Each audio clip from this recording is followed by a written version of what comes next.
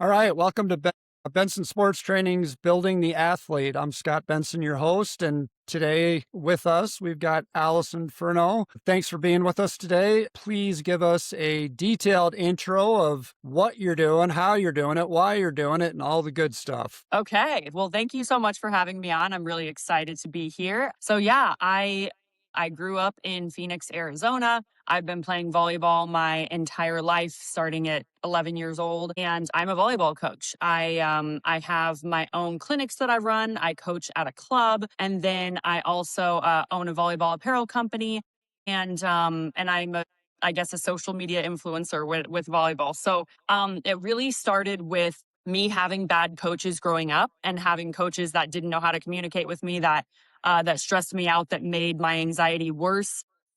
And then when I got into the coaching world, I thought it would be better because everybody's an adult, right? And then you realize there's there's a lot of insecurity, a lot of passive aggressiveness, a lot of just, who's better than who. And I'm just sitting here this whole time growing up saying, this should be about the athletes. This should be about the athletes. And I wanted to become a coach because I wanted to go back and fix all the problems of the coaches that I had when I was playing. So here we are, fast forward to that. I've been coaching for 14 years now. I'm known as a fundamentals and developmental coach. I usually coach the younger age groups, but it's been extremely effective coaching older age groups, high school. And I've had at least 10, if not 15 athletes play Division I that I have coached for multiple years. And so it's really cool to see the development of players.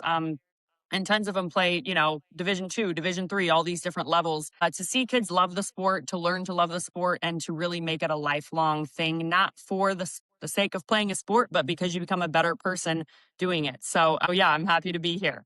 Ready to be part of something big? Meet the Rapid City Sports Commission, the powerhouse behind sports in Rapid City. The commission focuses on bringing regional and national tournaments, supporting homegrown events, and creating opportunities for our kids.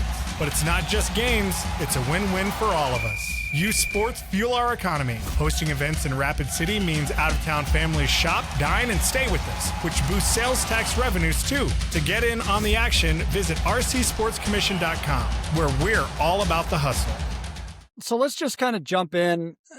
You mentioned loving the sport, and lots of, people love volleyball, but there's a lot of things that go into developing a volleyball player, and we're going to talk about a lot of those. But from my perspective, over the last 10 years, it seems like there's just been a huge influx to volleyball. And I'm talking mostly from the female side. What? Give me your explanation of why you think that is. That they're, I know a lot of basketball players have converted to play volleyball. Why do you think Right. that is? So I think the initial is, I mean, volleyball is one of the fastest growing sports in America right now, which is amazing. I think one of the reasons is people are competing at a higher level much younger. So when we go to national qualifiers and there's, my 12s team is playing against a 10s team and they whoop us, it's like, whoa, hold on a second, right? So I know other countries and a lot of states around the United States are starting kids at 6, 7 years old, and they're getting really good by 8 or 9. And so I think parents are feeling the pressure to start playing sooner. And it's not a bad thing. Kids want to play. I think that sometimes it can be too much pressure too soon, but I think there's a big explosion for that. Switching from basketball and other sports, there's a lot less injuries in volleyball because there's no physical contact, right? And so that's something, concussions are something in every sport that we deal with. Volleyball, that's the biggest one. But for the most part, there's no physical contact, so injuries are minimized. That's also why we see a huge rise in boys volleyball because they're switching from football, right? Where you're having tons of concussions, back injuries, things that are lasting for an entire, lifetime. And so I think people are switching up the competition in that place. And then there's also a lot of attention that's coming from ESPN. And now we have these other pro leagues that are coming. So from the top, there's a lot of push to say we're looking for more talent. We're looking for more, athletes. And so I think it's kind of coming from both angles that kids are wanting to compete sooner. Parents are wanting that. And then also from the top, they're saying we're looking for more talent. We're creating more leagues. And then when you look in colleges now have 2, 3, 4 club teams just for volleyball, not even their scholarship team, but just club teams for kids that go to the school to play. So you can see there's a big interest in it. It's fun. It's a game that you can just pick up really easily. You can go to the beach and play. You can go play with your friends and make it work. So I think it's just a really good community sport and something that's fun for everyone. Yeah, I definitely noticed, this last college season, there was games on all the time, it seemed like. And, for people that don't know the sport, I think, if you do start watching it a little bit and start to realize how athletic, again, talking about the female college players, how high they jump, how hard they hit. It's pretty easy to get addicted to it. I don't know if you're familiar with Kairos Volleyball, if you've ever run into them at any tournaments, but they're a big club in the Midwest. And I saw a video of them today, and that's the club that Bergen Riley played for. And she must have been back. I don't know if it was over break, but she's setting slides for these 10-year-old girls, and one of them goes up and just hammers a slide down. And it's like, okay, like to what you're saying, they're becoming better at much younger ages. And so yeah, I think that you kind of touched on all the reasons why, but there's definitely been a change, which is great to see all these people coming to the sport. But when we get into the discussion of college recruiting, it also has changed that part of it and made that much more competitive. Yeah. So talking, with development of players, how do you relate or even perceive athleticism regarding the different positions? So how does it apply to the different positions? If you're looking at young athletes, how do you kind of steer them to where they probably should be playing? That's a really good question. I don't know if anybody quite thinks about it like I do, at least from all the coaches I've talked to. So but yeah, watching kids every single year at tryouts, you ask yourself those questions, right? You're like, which one is the better choice? How do I know which kid is going to be better? And, at 12 and under specifically, even 14 and under, I am very against picking by position, right? Like you're going to play this and nothing else. And there's a early specialization that really stops kids from becoming well-rounded athletes. However, to your point, you still have to develop them in their specific spot, right? So there's a couple of factors that play into that. So when I'm looking at a kid at tryouts, I always start with their feet. And the first thing that I see is how fast do their feet move between the time that the ball is contacted and the time that it gets to them. It doesn't matter where they go because they're probably not going to be super coordinated yet, right? But if you see the movement pattern that the second the ball is contacted, they're already moving, they're light years ahead of half of the other kids. And I will take a kid like that even over developed skill. There have been times where I'll see a kid that's more developed, but I can see like you're very, it takes you a long time to move to the ball, right? So that's kind of an athleticism or a coordination thing. And so, first thing I look at is the feet. The second thing I look at, which is has been literally, it's crazy. Every kid that I have coached that I took that plays at a really high level has this one thing. And this one thing is a very loose arm. So a very lanky, like the kids that have this, the kids that whale the ball and it like literally hits 50 feet up on the other side. And you're like, what the heck? Like that's the kid that is going to have a massive arm swing.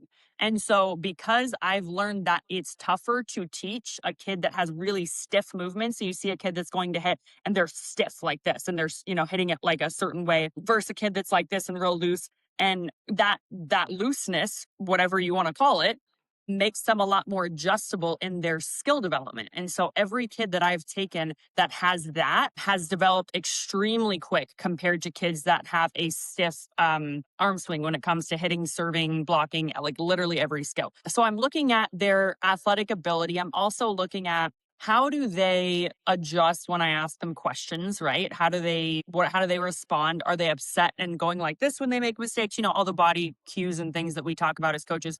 But the other big thing is, so you talked about position development. How do you pick a specific position for a kid? So I have found 9 times out of 10, once you see, there's got to be two pieces. There's the skill element, like do they have the skill to play there? But then there's the personality element that I see so many people overlook. So when you're thinking of the position that this kid's going to play, you have to think, how does their mind work? That is one of the ways that you make an effective volleyball player, an effective player in any sport, right? And so I have found that picking somebody that has the right personality for that position, along with the ability to develop the skill, is going to be much more effective at that position than someone who maybe has the skill but doesn't have the personality for it. So I'll give you an example. You put a kid who's the screamer, the like, the one that's ready to jump on the court. It's like, me, coach, put me there. That kid. You put that kid as a setter, you put that kid as the quarterback, that kid is going to go wild when things get pressure, right? That kid's going to be, I want to hit the second ball over. I want to do this. I want to do that. And you're like, whoa, whoa, whoa. I need you to think strategically. I need you to think in a process. And there are kids that are calmer, that are more level, that listen a lot better, maybe probably. And those kids are going to be a lot more strategic and a lot more effective in those positions. So I pick, mainly off of athleticism, but when it comes to positions, it absolutely has to do with their personality and the way that their mind processes things, because you need those strategic, calmer people in the positions like setter and libero. You need the more aggressive people who are willing to take risks and who are willing to hit the ball as hard as they possibly can in the outside position, right? But you also need kids that are more adjustable. And then when you go to different positions, you need different things. So I think that mixture between personality and athleticism is how I decide at an early age. And it's been really cool to see. That's taken a long time to develop just by watching, but it's definitely helped me a lot. Okay. So tell me, what personality type do you want? Because here's what drives me nuts is it's 24 to 24 and now everybody gets scared. So what Mhm. personality type do you want out there that, obviously there's risk reward with everything, but you want somebody that's going to be aggressive and put that ball down to take a set. What type of personality type are you looking for there? So I'm looking for and I think this is very important in coaching because not all coaches do this, but I would say if I were to pick the athlete, it's the if then athlete. So this is the athlete that I have been able to teach. If the ball is tight, then I want you to roll shot it to zone two. If the ball is off the net, I want you to snap high and swing to zone one, right? So if this happens, then respond that way. They're kids that are level headed, they're kids that don't panic, and they're kids that are systematic in their thinking. So those are the kids that you can put out on 24/24 and they will make sure that it happens. And I think that's something that if a kid is dealing with extreme pressure from parents, dealing with performance anxiety, really hyperactive. Like there's certain personality types and just situational things that make it harder for kids to be that kid. And a lot of times kids have never been taught that, right? So it's something that a few kids have it naturally. Most kids don't. Coaches need to teach it. But that's the kind of kid that I want on the court. And that's the kind of kid that you train everyone, and the ones that decide to do it are the ones that end up being there. Yeah. That's so good because I don't think that's discussed very often or even thought of very often with coaching staffs. And sports these days is so much more than X's and O's. It's so much more about developing relationships from the coach to the player and getting the buy-in. And like you said, placing the personality to the position. I think that's brilliant. So let's talk a little bit, and I'll just kind of, I guess, talk on my belief on this, and I kind of want to get your feeling of what this looks like across the country. But so I was a head track and field coach for about 8 years. Wasn't ever really on my radar. I just, situation came up, took it, and started winning state titles right away. So this is kind of funny. My daughter went to it was a small private school, and we were at a basketball game where my daughter was playing, and the AD came and sat next to me and said, what would you think about taking over our volleyball program? And I can't say live what I said to him because I'd probably get in trouble, but I was laughing. I never played volleyball. I knew nothing about volleyball, had no clue. And I was like, no, there's no way I'm doing this. And then he kind of stayed on me, kind of guilted me into it. Well, I can't get somebody like you that's been successful. I'm going to have to get some first year teacher. And so, Uh-huh. the things you do for your kids, I decided to say yes to this. Mhm. And I literally, I had another coach from another high school in town basically take the rules exam for me because there's no way I would have passed it. I had no clue, didn't know the rules, didn't know anything. And so I'm getting myself into this. But what I did know was I knew how to organize and focus on a process. And I knew I could surround myself with people that knew the game. But what I really knew that I could do is I can develop athletes and I can, that was my first thing is before I said yes to the job, I went and got commitments from the best athletes in the school to come out. And so I used my process based system as opposed to an outcome based system, which I think a lot of coaches focus too much on, and got myself into this. And, I had great athletes. I coached for 3 years. The last 2 years that I coached, we were 62-12, ranked Awesome. top 5 in the state. However, I had great, great athletes, but none of them were really volleyball players. I had one that went on to play college. My daughter probably could have played college, but she chose to uh, run track instead. We'd get beat by volleyball players.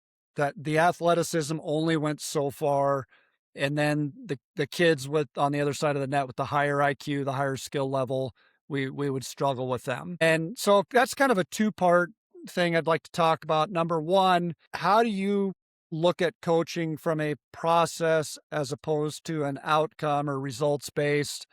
And then number two, does skill always beat athleticism? Oh, that's tough. Okay. Yeah, so definitely I think about it as a process over outcomes, and this is something I will really get into it with other coaches about at tryouts because I'll be, all the coaches help each other and stuff like that, and we'll be talking about a kid and they'll say, "But I need a right side and she's not a right side." And I'm like, "Okay, well teach her how to play right side. So what?" Right? And a lot of coaches have in their head, I am picking a kid for this position. And if they don't currently play that position, I need another right side. And they're looking so tunnel vision to that.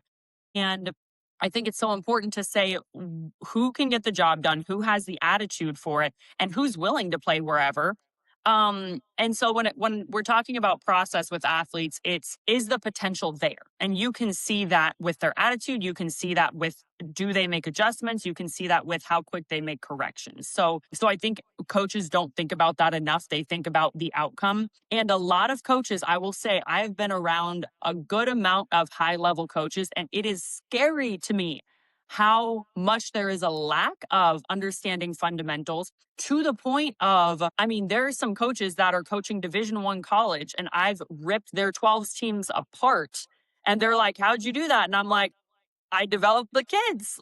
I focused on all the skills. I didn't put them in right front and only allow them to play that every single practice." That's really what it is. So and of course, at every age group you're going to have a little bit of a different focus. But I believe if you develop kids in every single position, even for 15 minutes of practice, they're going to be 10 times better than a kid that you only allow to play one position. And that's very well known at many clubs that they position specific early. And so I struggle with that with my teams because I teach my teams everything, right? And then we'll play a team who has a 12-year-old or an 11-year-old who's only ever played outside hitter. Now, does that team beat us? Yeah, they do. 9 times out of 10, they beat us. And that kid is really good at that skill. Fast forward 2 weeks later, I'm doing a private lesson with that kid because they need more training. And I tell the kid, "Hey, I want you to take the first ball with your hands." "What? No, I can't do that." "What do you mean you can't do that? Just take the first ball with your, I don't know how to do that." I'm like, "You've never done that?" "No." "Okay, let me have you be the setter." "No." "Why not?" "I've never done that." And I'm like, what is happening here? Right. So I think that it can make you win short term and it can make you win even on high level teams if that's all you know how to do. But I think when you get down to the highest level of competition, it will absolutely show and you will get beat out by somebody who knows all of the positions, who's better at all of the positions. So can athleticism beat skill? I think so. I think if there's a huge skill gap, I think skill will win. But in a general sense, you have to have players that are adaptable. And volleyball is really big in adaptability. It's not an adjustability sport. So that's really the thing that differentiates it from some sports, like swimming or gymnastics. You get based on every single point being perfect, but that's not volleyball. Volleyball is you can make a really bad pass, someone can run and save it for you, and that's athleticism, right? So I think that adjustability is what makes volleyball so special and what makes athletes able to circum skill. So you made a comment, you can win in the short term if that's what you know. If that's what they know, that means somebody's taught them that. So do Right. you think there's too much emphasis on winning at a young age over development? Absolutely. It's something that I have to talk about a lot with the younger age groups because there is a hyper focus on winning. It's not that you don't teach kids to want to win, right? You want kids to be competitive. But the problem is when you focus on winning, you lose the process mindset and you're upset every time you lose and you get this mindset of all or nothing, and that's not really how it is. One of the emphasis that I've really put on training kids is this is the phrase that I teach every single kid, and I'm pretty sure any kids that have played for me could recite it at this point. Take what you're doing seriously, but don't take yourself too seriously. It's like you want to play volleyball, you're here to win, you're here to be aggressive, but you're going to go for the ball, it's going to hit you in the face and you're going to fall down sometimes, and we have to laugh about that. Like we can't be like, "Oh my god, that's so embarrassing," right? Because you teach kids that are perfectionists, you teach kids that are afraid to take risks, you teach kids that are focused on the wrong things. And at the end of the day, when you look at these high level players, what do they say? I don't focus on winning, I focus on the process. I don't focus on the outcome, I focus on what do I need to do this point to make 1 point, to get to the next, to get a side out, to get whatever it is. And so I think that this focusing on winning at an early age teaches a perfectionist mindset in girls. It teaches them to be scared to make mistakes, and it teaches timid volleyball players at the end of the day. And it takes a lot of private lessons to teach a kid swing faster, hit harder, come on, because they've been conditioned to just keep the ball in play, right? And so there are times where I have to I'm telling athletes constantly, swing faster, hit harder, when your form is right. And of course, we still try to win, but there's certain times where you're like, you know what? You need to develop. And if you're not developing, what are we playing here for? What are we doing? Right. So absolutely. And that's, I think, another reason that kids definitely drop out of sports early because they feel so much pressure. And there were lots of girls that played when I was playing that there's probably the top 10 athletes that I knew that would have easily gone Division 1 quit by the time they got there or within the first year because their parents had put so much pressure on them since they were 10 that they were like, they were drinking, they were doing, they're like, I can't do this anymore. I'm so stressed out. And so that's what we don't want. We want kids to think sports is fun. We want them to be excited to go. We want them to be excited to learn so that they have a growth mindset their entire lives, right? That's part of the big picture goal is we want you to always want to grow. We don't want you to just be here for my season. We want you to think this way forever. Yeah.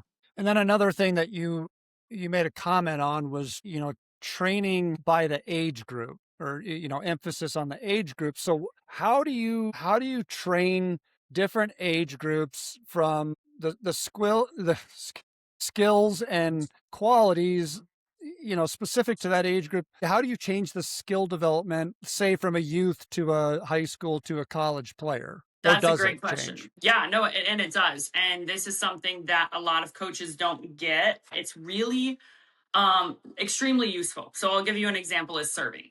When I'm teaching, and it depends on the athlete, some have different arm swings. So when you're teaching really 13 and under, their arm swings are not as fast as they can be yet, right? You get to like 14, that's kind of where it starts to really get where they're swinging fast. At 13 and under, I'm teaching when you serve, hands going to start like this, already facing the net. Your elbow's all the way back, but your hand's going to face the net. Why do we do that? Because when you start like this or like this, you have this rotation to take care of. And this rotation loses a lot of points because they don't have the coordination and athleticism yet to follow that movement properly, right? So even I've seen for years, like top 13 teams, top 14 teams in Arizona, they have multiple kids missing serves because they're rotating and they're not fast enough to rotate. You start here, you go straight to the ball. That's an easy contact. And I can get a kid at 11 years old zone serving to all 6 spots easily with that. Now, once they get older, right? So 14, 15, 16, now I'm going to say, okay, start backing up, start backing up, start backing up. And now we're here. And now we have a full rotation because we're fast enough, we're strong enough, our core is activated. It makes sense. So that's one of them is simplifying the skill at a younger age group, and they build because people say, well, you need to teach them to do it the right way. I'm like, this is the right way. for this age, right? You have to build and build, and then it's easily progressed. So when they're really little, I start with the two-step approach. It's just right, left. It's the last two steps. As they get older, we go to 3, then we go to 4. And then, I mean, even with, so all the skills have this buildable sense to them. And then you also look at outcomes. So when I'm talking to a 10-year-old with passing, this 10-year-old is not going to pass the ball to target every time. And for you to make that a goal for your 10-year-old is not really a good idea. So what I tell them is, look at this ginormous circle on the court. It's 10-foot line, 5 feet back. It's this big circle, right? Here's where I want you to aim. Because if I tell you to aim to the setter, then you're going to get half the balls in the net, right? And then we're always going to be, it's not good enough, it's not good enough, it's not good enough. So I want you to be successful at 10. So I'm going to tell you to pass it on the 10-foot line, maybe a little bit behind, and then that goal is attainable. Yay, we made the goal. That's really important, right? To have that positive reinforcement. We did what we're trying to do. So now that we have the pass here, the setters are off the net. We're going to set the ball 5 feet off the net because we don't want balls too close to the net. So everything is really off the net in 13, 14 and under. And then it gets closer and closer as you progress as well. So I think making attainable goals that are attainable consistently. I think coaches kind of get stuck in this mindset of like college, like, okay, we need to run a slide and we need to run a shoot at age 12. And I'm like, you can do that if you have the skill, but I usually beat teams that try to do that. And even if my kids aren't as good because they're trying to do something, it's like, you're not there yet. Like, you're not consistent enough yet. You don't move fast enough yet. So I think all of the skills build, and it's really effective to start at that simple layer and then add to it. It makes it so easy to progress when they have that simple foundation. Yeah. And progression's the key in everything in sports. Doesn't matter. We're talking about being in the weight room or baseball, basketball, volleyball. It's all about progression. And I think, one thing that you commented on is, having a very specific goal that, passing, you've got to get it into this little circle. What happens with athletes when you give them a specific goal like that and they are not strong enough or capable of doing that? They're going to find compensations. They're going to find a way to do it, but it's probably going to be the wrong way. So now we're building bad habits into it. And, you can't rush the process. It is what it is. And as a coach, you have to be able to recognize that.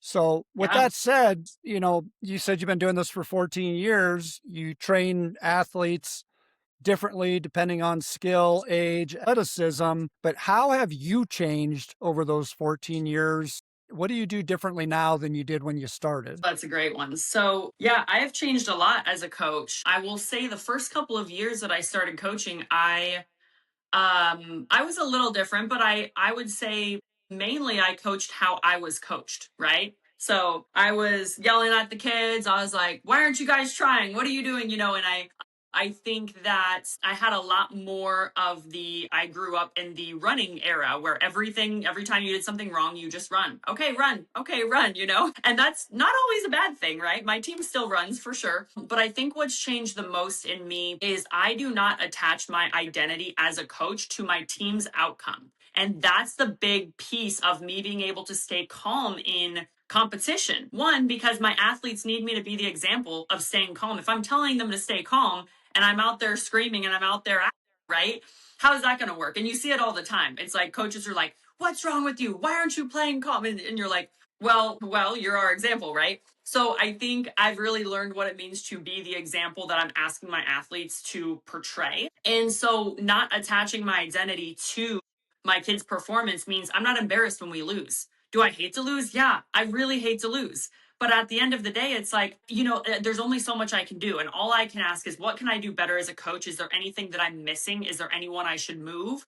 And those are questions that coaches always have to ask themselves. But I think before it was, you're a representation of me. And when you don't do what I say, when you don't execute how I taught you how to execute, you need to run. And you know what I mean? Because that was really just how I was coached. It was always run or I'm mad at you, run or I'm mad at you. And I really learned to break that in my own way of saying, okay, look, what can we learn from this loss? That's what I say every time. I'm like, if this is the what we want to be rehearsed in the athletes' heads, we can't be screaming at them and telling them they're horrible and they don't care, and then expect, well, why didn't you get better from the last game? This happened last time. Well, yeah, but you know what I mean? So I think I've learned to really the mental piece that we want our athletes to think like, that's what I'm asking them now. Instead of being stressed out or angry or whatever, it's like, look, here's what we did wrong. Here's what we need to do better. What are your reflections? How can you learn? While still keeping that expectation, like, hey, if we're not doing what we need to do, there's pressure on you, but that doesn't mean I'm mad about it. Doesn't mean I'm stressed about it. It means this is a team expectation. If you're not upholding this, we're going to run. We're going to do whatever we need to do, because there is that discipline that has to be built. But I think coming from a different spirit really changes the athletes, and it makes them less scared to make mistakes, less scared to do the things we actually want them to do. So what I saw a quote from you, and I can't remember what it was, and I could not find it again, but it talked about basically having intent in practice. Do you Mm-hmm. know what I'm talking about? I was gonna say it's not this week, but probably a couple weeks ago. Yeah. Yeah, and basically just I think that's a good thing to talk about, because I see it with a lot of my athletes, and I'll just use baseball players for example. They'll go to the cage and hit for 20 or 30 minutes, but there's no intent. They're not getting in Right. there to work on something specific. And it would be the same, getting into the gym and, I'm going to hit 100 serves. Well, Right. why are you going to hit 100 serves, and what are you going to specifically work on? So do you see a lot of that with coaches or athletes, where they're spending a lot of time on their skill development, but they're not really developing any skills? So the practice makes perfect, which I don't agree with. I think it's perfect practice makes perfect, or practice with intent. Can you speak to that? Yeah, absolutely. So, kind of like we talked about earlier, I think that coaches often have an outcome driven practice, right? Like the example of how you create a goal for an athlete. I think clarity is extremely important with skills. So it's saying, this is what I need it to look like, this is what it should feel like, this is what the end result is. So instead of saying we need 20 passes to target, which is something that every coach says, okay, we're going to work on passing, 20 passes need to go to the target. That's the outcome, right? Right. But the intent of the skill is, I need you to freeze your platform at the end and connect high. I need you to connect high and freeze your platform. So 20 passes where you connect high and freeze your platform, that's when we're done with the drill. Not 20 passes to target, because the 20 passes to target is the result of freezing your platform, right? So I think changing the goals of what we're focused on to be the skill and not just the outcome is one thing. And then the other thing is, like, what are we saying? Like, what should we be thinking about? That's the number one thing I say in practice when I bring it in and they're not focused. What should we be thinking about? Okay, well, we should be thinking about this, right? And I think with girls specifically, they need that context of, when do I do this? Because you can't just tell them to do something. They're gonna think, well, okay, but when? And so when you ask athletes, this is what I'm asking you to do, when do you do it? When they know that, they will execute it consistently. And that's something that I think I've never been told as an athlete, right? When the set is too far in, then tip it to zone 4, right? When the set is too far out, go to zone 3. Because they don't want to make mistakes, right? Girls do not want to make mistakes. They want to do it the right time. They want to do it when you're asking them to do it. They're people pleasers. So I need to be clear as a coach and say, this is when you do that. That was a good effort, but this is what can make it better, right? And I think that having that intention behind the communication of saying, what should we be thinking? What is the focus? Where are we trying to go right now? And when they can answer those questions, they're going to be a lot more engaged than just get this drill done, right? And that was really a lot of my drills, even in college. It was like, just do this drill. Okay. Like, I don't know what we're supposed to be then. I have no idea, right? So clarity in practice and creating that intention as a coach, I think, is really, really important. Sure. I'll just share something with you, and you can critique this, and it wouldn't hurt my feelings.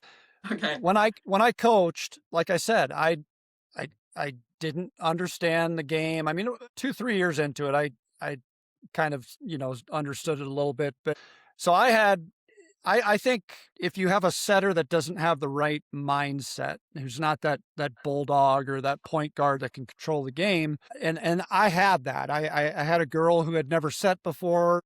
We were in a position where I didn't have any other options, so I just I lined them up who's got the best hands. This girl happened to be 6 feet tall, had good hands, figured she could help block. But rather than put the pressure on her, we knew in every rotation, we knew exactly where our highest probability of scoring was. And so I didn't care. We would set to the same person 4 times in a row. I don't care. They have the highest kill percentage. I don't care if it's 4 times in a row. You still have to block it 4 times in a row or hope that she makes a mistake, whatever it may be. So I took a lot of that control or fear away from the setter to where in every rotation she knew exactly where the ball was going. Obviously, we had a backup if the pass wasn't there. But, what are your thoughts on that? Yeah, so I think that I see it's very common in teams, and I get it. You have an athlete that makes the point. Why wouldn't you set that athlete all the time? I think that this goes back to development when it comes to now high school season. You don't have a lot of time, so this is club, because when you think of a 3 month season, you're lucky to get rotations down and get your serves over the net 80% of the time. So in a high school season, I would probably do that. Now, if we're talking about club at any level where you have, 6 months, I would say it's important to teach players the difference between, first of all, we're at practice. I need you to go 100% as hard as you can in offense, right? Hit the ball as hard as you can, be as aggressive as you possibly can. Now to game mode, where this is how this athlete can make points. So it's like we all have like those middles who can hit the ball really hard, but they hit out 50% of the time, right? Or something like that.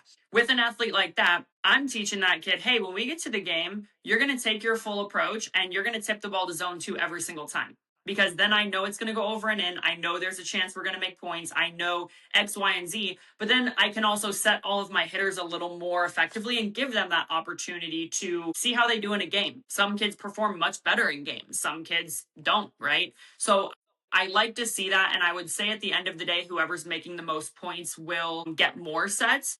And I would try to get those athletes that don't make points to do something really strategic, like take your approach and set the ball to zone 5. I can get you to make points somehow, even if you can't do it with full aggression and power, because we have to move the block around at some point. If you have a really good team, high level, you're going to have to move that block around or make some tricks to get defense moving and confused. So it works. It works for a high school season. Long term, that's what I would do though on a club team. Yeah.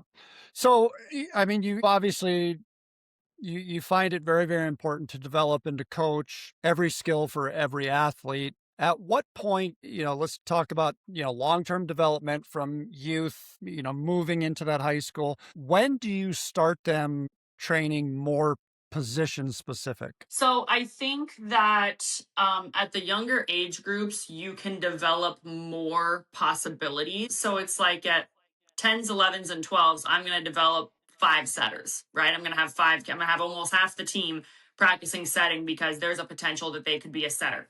As we get into game mode, you see some kids that get stressed out, don't like it, whatever it is, right? And don't like it actually isn't a good one, because a lot of kids don't like it at the beginning. But you see a lot of kids who don't perform well in that area, and then you have to figure out, okay, is it personality? Is it these different things, or is it just she's not developed enough yet? And so I would say I would develop about half the team in setting, and then you end up having 3 or 4 really good setters. And then as you get to, let's say, 13s is where I feel like they get narrowed down to 1 or 2 positions, and that's where you really start hyper focusing on that. At the same time, I think I would probably still, even all the way through 18s, honestly, I would go through all skills. I wouldn't have everybody being the setter, but I would have everybody in a drill for 15 minutes, pass a serve receive ball, set the ball outside, roll shot it down the line or hit it down the line, pick a specific goal, and then go through that 15 minutes at the beginning of every practice. So I think those fundamentals need to be there for all of the athletes. I think they should all be able to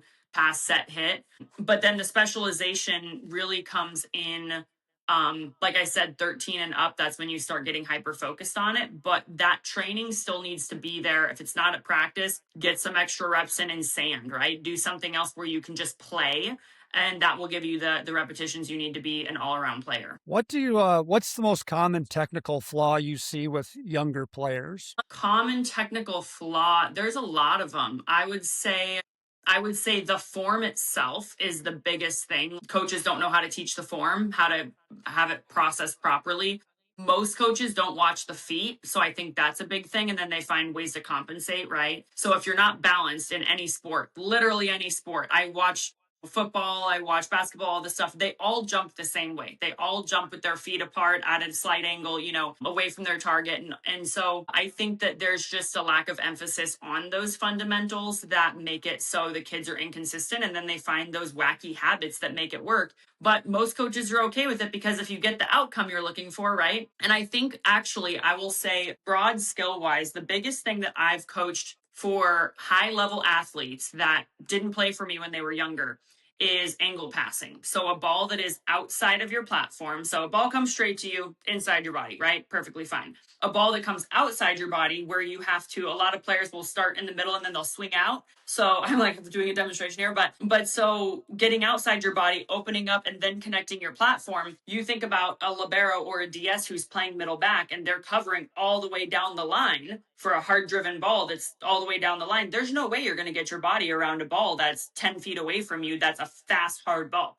And so they have to learn how to drop their shoulder and angle. And that's probably the number one thing that coaches don't know how to teach, because it's easier at a younger age group, again, to get your feet around every single ball. And while that is ideal, you also know it's not going to happen that way every time. And especially when you get older. So coaches just say, get your feet around the ball, get your feet around the ball. Kids do it. And then any ball that comes to the side that's too fast, they can't get it. So that's a really underdeveloped technical skill that maybe coaches don't know how to teach it.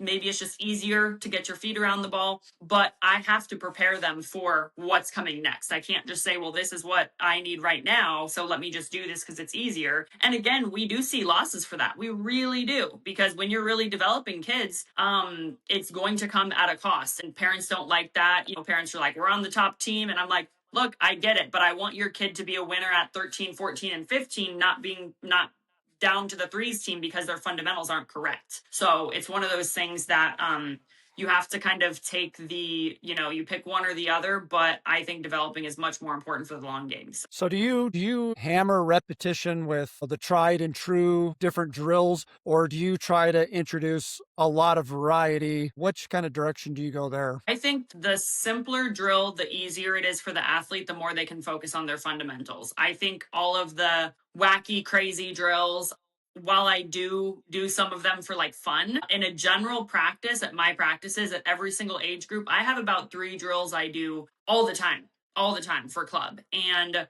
they're adjustable. You can switch things out. So if you think of like a base drill, you can switch out the rule. And that's what I do for most things. Is it's like, well, we're focused on tipping the third ball over. So now the rule is the third ball has to be a tip over. We're focused on passing. So now the first pass has to be inside the 10-foot line. Otherwise, you're off the court, right? So you pick a new rule for the same game or for the same structure. I mean, I can see how it's fun, but I honestly see no value in it, because when I'm spending half my time focused on this, like, well, what am I doing next? Well, where am I going next? What's the point in that? I'm wasting time.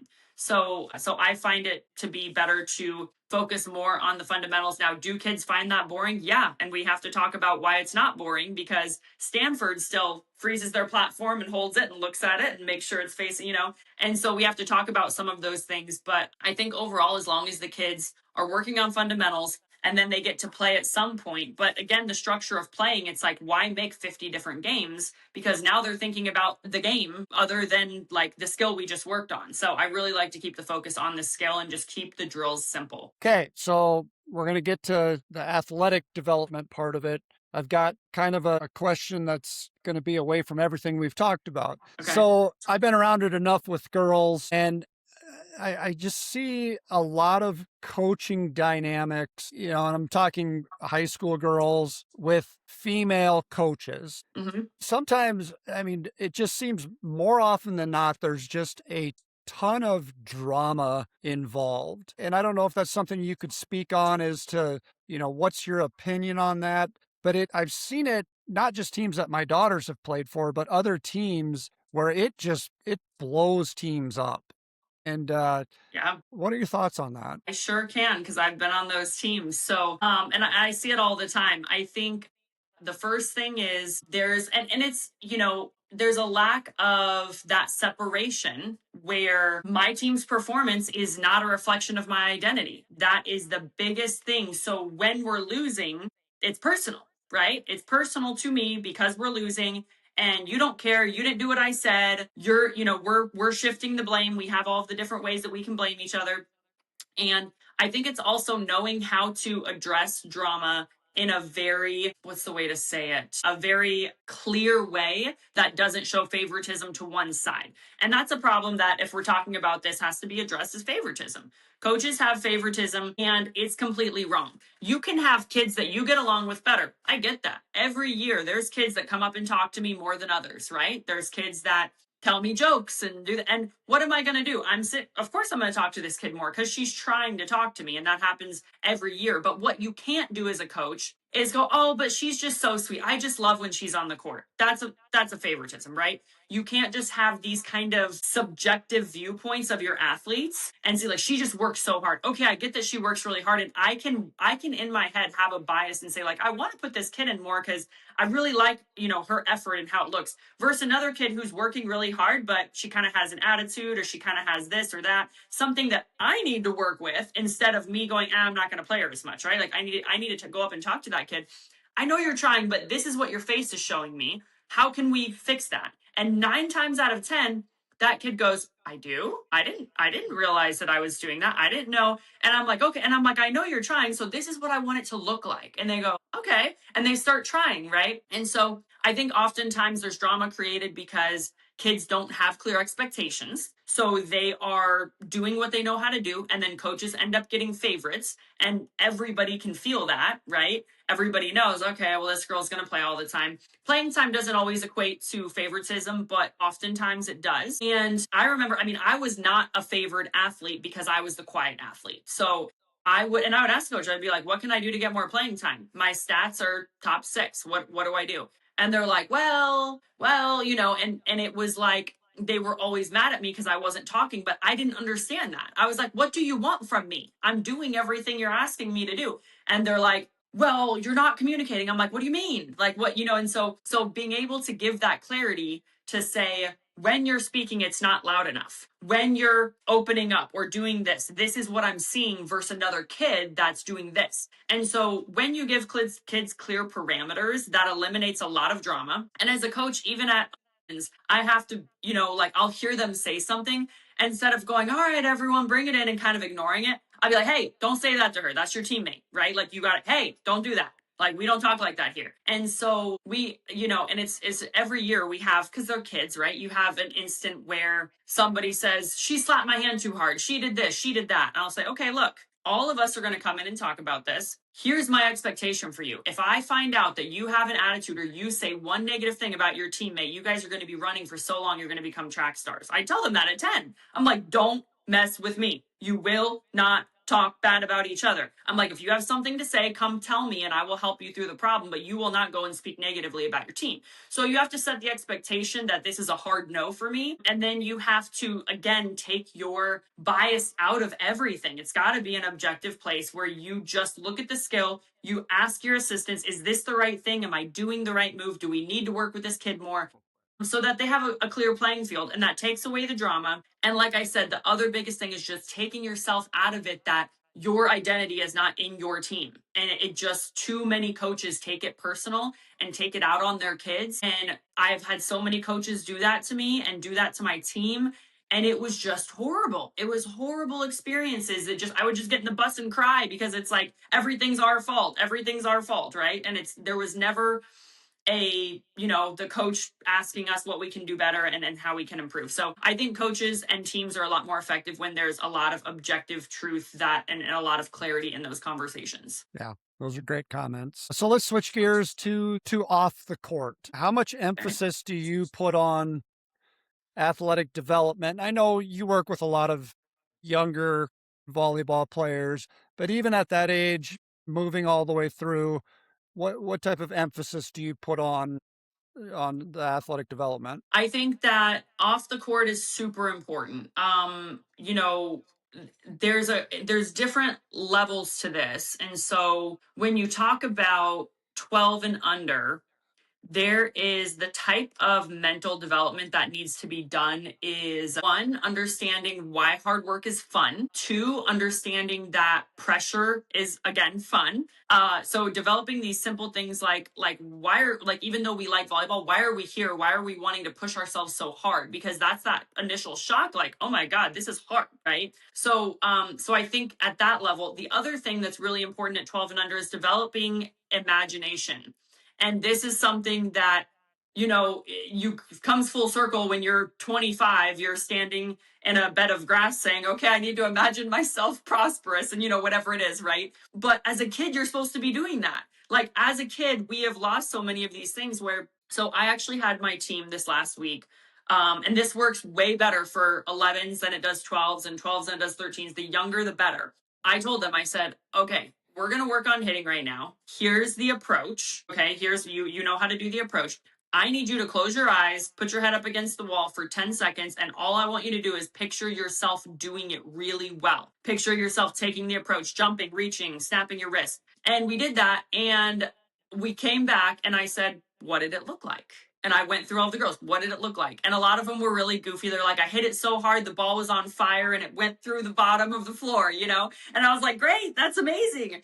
And so we're going through these different things. And I cannot tell you how much faster they develop skill when you do this. I've seen kids who've never taken their full approach take it in the next drill, the full thing, just boom, got it. And I'm like, oh my God, I've been telling you to get your arms back for 2 weeks, right? So off the court, imagination is very important. Learning pressure, and learning some of these skills. And then as you get older, it's working on a lot of kids have this perfectionist mindset. It's one of the biggest things that you have to teach out of and pull kids out of, right? Is what am I expecting of myself? Because I remember very specifically this girl that I worked with. I have 3-4 years I did lessons with her. And it was kind of, we talked about this earlier, but she was always upset with her past. I'm like, that was good. I'm like, you did what I asked you to do. I'm like, what is wrong? What is wrong? And, we would go through this where there was always something wrong. She was never happy with it. And I said, okay, this is what I want you to do. I want you to make a circle with your feet and show me how big, where is a perfect pass to you? How big was her circle? It's big. Okay. Well, you're not going to be happy 99% of the time because this is how big, if the ball doesn't land in this square on the court, you're unhappy. I'm like, that's a problem, right? So now I said, you need to make the circle this big, like way bigger. And so adjusting that mindset of like, it has to be perfect every time is the biggest thing off the court that really needs to be done. I mean, I think it happens in practice and in lessons more organically, right? But it is tough to get kids to do like mindset practice and things like that, especially when they're younger off the court. But honestly, if they learned it when they were young, they're not going to need it when they're 15. We're not going to need to be listening to podcasts and doing meditation because they get it, right? Like they already get it. So I think it's great that we have those resources now for kids and college students and whatever, but I don't think we would need them if they learned it at the development stage that they should have learned it. I don't even know if I answered your question at this point, but Well, I think an important thing that you touched on there was visualization. And that's something even 100 years ago when I was an athlete, we had a team psychologist and really, would walk me through these detailed sessions of an entire competition. And the more detailed you can be, the more your brain can't differentiate between it being real or being imagined. right. And one of my previous guests, I think he was on maybe a month ago, Dr. Nathan Zinser. He was the author of the book The Confident Mind, which I've given out dozens of copies to my athletes. And he has an entire chapter in there about visualization that is awesome. And so if you haven't picked up that book, I would highly recommend it because I use it so much in my coaching, and there's so many other good things in there. That's awesome. He was the director of performance at West Point Academy, so he's dealing with high level, military people along with athletes. He's worked with quarterbacks and CEOs, but visualization is a huge thing for all athletes, and I think the more kids, athletes, young people realize that it can really help in development. And I think you kind of mentioned, they kind of get goofy with it, but that's okay as long as the concept and the detail is there. Again, your brain and your muscles don't know that it's not real. So the more detailed you can get, I mean, it's free reps. It's a way to get free reps, and so I'm really glad that you touched on that. Yeah. So another thing I see a lot with volleyball is athletes that pick up the game later and decide as a eighth grader, freshman that they want to play volleyball. And I think there's kind of two categories here depending on position. I think if you've got a 6 foot tall girl that can jump and is athletic, I think it's not too late for them. But what about, you have a 5'4" girl who's fairly athletic, is going to play back row, and they want to start playing as a sophomore. That's a really tough one, isn't it? Because of the skill development. I mean, yeah, I think it really depends on the goal because our minds always go to like top level play, right? There's a lot of kids that start as sophomores that play all 4 years in high school. That's what they wanted to do and that was their goal. Great. That's awesome. I think as a sophomore, depending on your athletic development, like if you want to, I've talked about this a lot. It's like there's not only Division 1, there is Division 2 and 3. And I've seen Division 3 volleyball, again, depending on where you play, where the kids can barely serve over the net and there's kids getting full ride scholarships. Now that's crazy to me, but there's that many schools and that many places that are looking for athletes. So if it's like somebody's life dream to play in college and they start at that age, can they still play? Yeah, I think they can. You might have to be willing to travel, that's for sure. But the goal isn't always to be at the top level. Sometimes the goal is just to play, to have fun. And so I think it's possible and it's cool to see kids that are, 14, 15 years old that are like, I want to learn something new. Because sometimes by that age, they're already checked out. Like, no, I don't want to learn anything new. That's embarrassing, right? So it's cool to be able to teach kids that are older, that haven't started or started late. Because like I said, there is this pressure to start early. And does it make you a really high level athlete? Yeah. But does that mean it's the only way? I don't think so. Yeah, I would agree with that. Okay, so we've touched on a lot of things, kind of running out of time here. So how I finish up every episode is by rapid fire questions. Okay. So I want very short answers. I just kind of want off the top of your mind what comes to mind right away. You ready? I'm ready. All right. Favorite drill? Passing to target. Simple. Least favorite drill? Anything that involves non-volleyball movement. Best way to improve your serve? Throw a football. Biggest mistake players make? Trying to be perfect. One skill every player should master? Hand passing. First thing you notice in a player? Fast their feet move. What wins games, offense or defense? Defense. Tape or no tape on the fingers? Only if they have injuries. Film review or extra reps? Extra reps. AM or PM wave? As much as I hate to get up early. Celebrate big or stay calm? Celebrate big. Super important. Best quality in a leader? Confidence. Biggest red flag in a teammate? Gossip. Favorite position to coach? Setter. Biggest volleyball pet peeve? Knee-high socks. All right. Those are my questions. Good job. I love it. We touched on a lot of things. There's a lot of things I wanted to talk to you about that we kind of ran out of time. So I hope you're down to do this again sometime. Yeah, absolutely. There's so many things. I know. That was really good. That was super fun. So how can people get a hold of you if they want to check into the things that you offer? Yes. My all my social media is Coach Alison AZ. And I have the volleyballcompany.com and the volleyballcompany.shop is where my merch is at. Awesome. Well, thank you so much for taking the time to be on the show. Really, really appreciate it. And I think that was a lot of really, really good information. Thank you. Thank you for having me. I look forward to coming on again. All right. Ready to be part of something big? Meet the Rapid City Sports Commission, the powerhouse behind sports in Rapid City. The commission focuses on bringing regional and national tournaments, supporting homegrown events, and creating opportunities for our kids. But it's not just games, it's a win-win for all of us. Youth sports fuel our economy. Hosting events in Rapid City means out-of-town families shop, dine, and stay with us, which boosts sales tax revenues too. To get in on the action, visit rcsportscommission.com, where we're all about the hustle. All right. Thanks for joining us today on Building the Athlete with Alison Furno out of Phoenix, Arizona. Great content regarding volleyball, a lot of different areas from skill development to coaching, and covered a lot of things. Hope to get her back on the show because there's a lot more to talk about when it comes to volleyball. So again, anything athletic development, Benson Sports Training, bensonsportstraining.com, Benson Sports Training. You can find us on Instagram, Facebook, and YouTube. If you are truly wanting to tap into your athletic potential, check us out. It's not about just writing programs and giving them to you. It's about figuring out what you specifically need and how we can help you meet your goals. So again, thanks for being with us today. Want to thank Branded Bills, my favorite hat, and check those out as well, brandedbills.com. Thanks for being with us today.